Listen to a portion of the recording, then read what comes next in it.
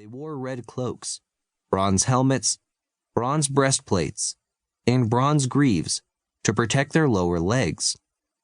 Spartans also carried an innovative shield called a hoplon. It was larger than most shields and curved outward. The hoplon allowed the Spartan warriors to line up in formation and push back against enemy lines while protecting their own men on either side.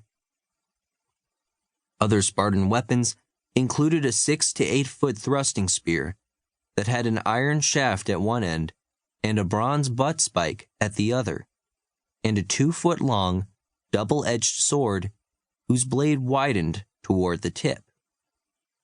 King Leonidas chose to meet Xerxes' invasion at Thermopylae for strategic reasons. The Persian forces greatly outnumbered the Greeks by as much as 50 to 1. But Thermopylae's narrow mountain path would only allow so many men through at one time.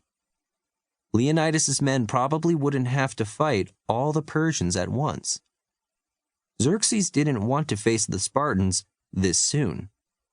He planned to conquer Athens, then force those Greeks to fight on his side. Xerxes waited several days at Thermopylae, hoping the Spartans would leave.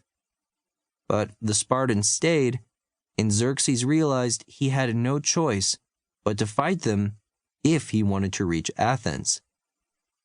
First, Xerxes ordered his archers to fire a barrage of arrows at Leonidas' forces. But the Spartans deflected that volley with their hoplon shields. Next, Xerxes sent in his infantry.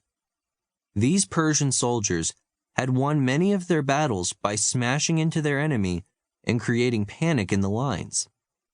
But Leonidas' men didn't break, in part because the Spartans used a phalanx formation. The phalanx was 4 men deep and 8 men across, a literal human wall. At first, the massive numbers of Persian soldiers were winning against Leonidas' forces, but then the bronze wall of Spartans dug in and pushed back. Using their long spears to draw blood, the Spartans penetrated deep into the ranks of the Persians. Then, the swords came out. Slashing and stabbing, the Spartans left the Persians to die on the battlefield. More and more blood spilled as the Spartan machine moved forward, stepping over the dead and wounded. Realizing this was no regular enemy, the Persians retreated. In ancient times, warfare was brutal and intense, but the close clashes didn't usually last long, probably less than 1 minute each.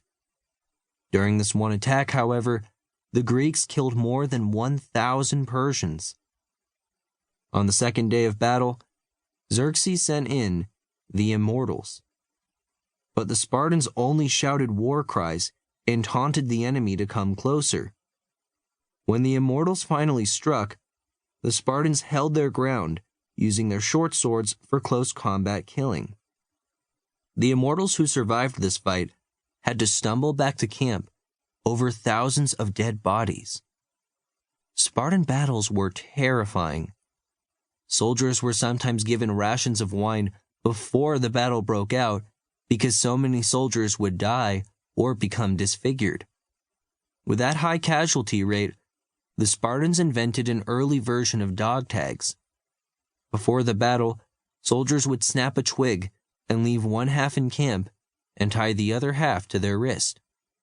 If a soldier died on the battlefield, his fellow soldiers could remove the wrist twig, bring it back to camp, and match it to the other half to identify him. At Thermopylae, the outnumbered Spartans were winning. But on the battle's third day, a Greek trader reached Xerxes and told the Persian king about another route into Athens. It was a little-known goat path that went around Thermopylae. Now, Xerxes could move his forces around the Spartans and sneak up from behind. From the beginning of this battle, Leonidas may have realized it was a suicide mission, one of those last stands. To keep listening to this audiobook, I've left you a link in the description so you can do it at no cost thanks to Audible's 30-day free trial.